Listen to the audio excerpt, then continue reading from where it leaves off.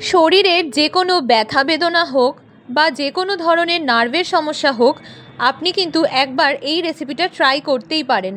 আমরা বাড়িতে কিন্তু অনেক ধরনের ব্যথা বেদনায় প্রায় কাবু হয়ে থাকি, আর এইটা কিন্তু হলো একদম রামবাণ রেসিপি। চলুন দেখে নিই কী কী লাগছে এই লাড্ডুটা বানানোর জন্য। এখানে আমি নিয়ে নিয়েছি তিল 100 গ্রাম মতো, আর এখানে আছে 150 গ্রাম মতো 3টে বীজ। কি কি নিয়েছি? ফ্ল্যাক্স সিডস বা তিসি বীজ, যেটাই ব্রাউন কালারের দেখছেন, আর সাদাটা হচ্ছে সানফ্লাওয়ার সিডস বা সূর্যমুখী বীজ, আর এই যে সবুজ রঙটা দেখতে পাচ্ছেন এটা হচ্ছে পামকিন সিডস বা কুমড়োর বীজ। এই প্রত্যেকটা বীজ আমি নিয়ে নিয়েছি 150 গ্রাম মতো, মানে টোটালটা 150 গ্রাম নিয়েছি। আর 4টে এলাচ নিয়েছি, আর খেজুরের বীজটা ছাড়িয়ে নিয়েছি 250 গ্রাম খেজুর আছে।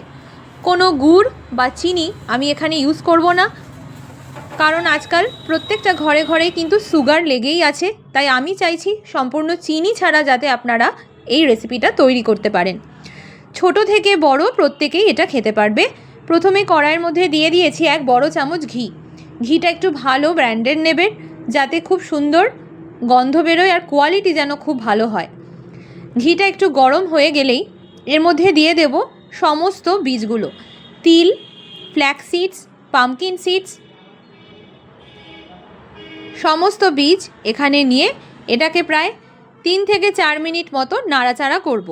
আর এটা কিন্তু একদম লো ফ্লেমে করবেন, কারণ যদি কড়াই খুব বেশি গরম হয়ে যায় বীজটা কিন্তু পুড়ে গেলে খেতে ভালো লাগবে না। 1 থেকে 2 মিনিট মতো নাড়াচাড়া করার পরে এরপরে আমি দিয়ে দিচ্ছি খেজুরটা। 4টে এলাচ আমি দিয়েছি যাতে সুন্দর একটা গন্ধ বের হয়। খেজুরটা আমার দেওয়া হয়ে গেছে। খেজুরই কিন্তু আপনার এই বাদামটাকে অনেকটা সুন্দর করবে, আর খেতেও কিন্তু সুস্বাদু লাগবে। একবার বানিয়ে দেখুন, কোনো রকম চিনি বা গুড় কিচ্ছু দরকার নেই। একবার খেয়ে দেখুন, বানিয়ে দেখুন, 1 মাস এটা বাড়িতে তৈরি করে আপনি দেখুন যাতে আপনার কোনো উপকার হচ্ছে কিনা। যদি হয় আমাকে কমেন্ট সেকশানে জানাতে ভুলবেন না। আজকাল বাড়িতে প্রত্যেকেরই কিন্তু জয়েন্ট পেনের সমস্যা আছে, প্রচুর সমস্যা আছে, তাই এই বীজগুলোর কতটা গুণাগুণ আপনারা গুগলেও সার্চ করে দেখতে পারেন।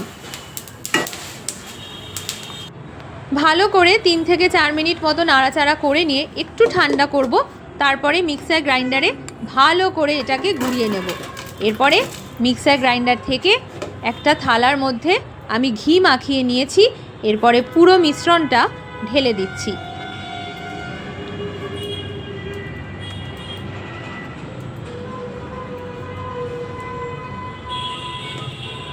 দেখুন কত সুন্দরভাবে এটা মিক্সড হয়ে গেছে।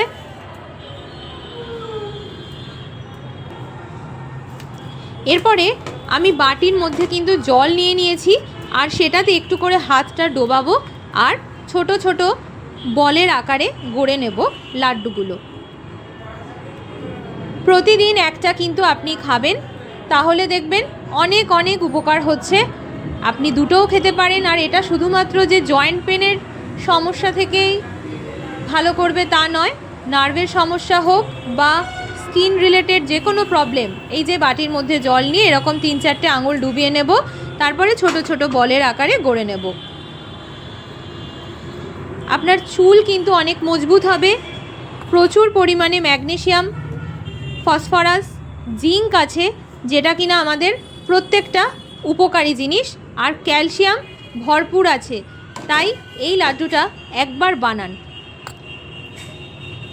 প্রচুর যাকে যাকে রিকমেন্ড করেছি প্রচুর ভালো ফিডব্যাক পেয়েছি, তাই ভাবলাম আজকে এই রেসিপিটা আপনাদের সাথে শেয়ার করি।